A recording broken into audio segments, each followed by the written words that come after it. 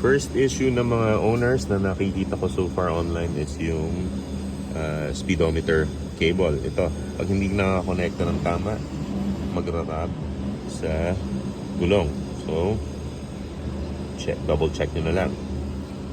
Second issue is itong hose na to, magra-rub rin dito sa rim. Kaya ang ginawa ko, sinip tie ko na lang dito sa may shocks. Pero hindi masyado mahigpit. Kasi baka pagka masyado mahigpit, baka ma-choke naman yung dumadaloy ditong space.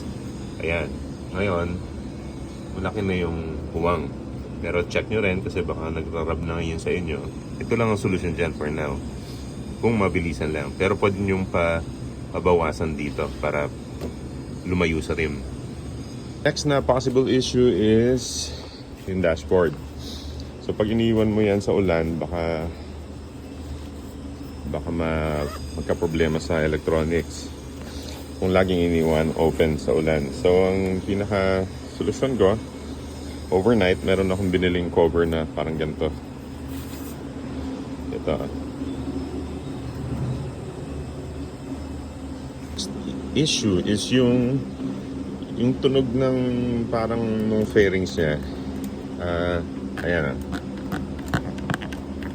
Medyo matunog. Although hindi siya deal breaker kasi sa laki ng kaha niya talagang magkakaroon ng rubbing sa isa't isa yung mga yan. Hindi yan tulad nung Fazio or yung mga ibang motor na maliliit lang yung fenders nila. Ito ang laki. Kaya siguradong magkakaroon siya ng ayan, yung tunog na ganyan. Lalo na kung sa akin mabigat ako eh.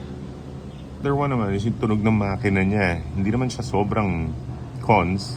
Minsan pros rin siya. Pero minsan cons rin kasi hindi ka marinig sa kalye. Masyadong tahimik ang makina. Para kang naka e-bike.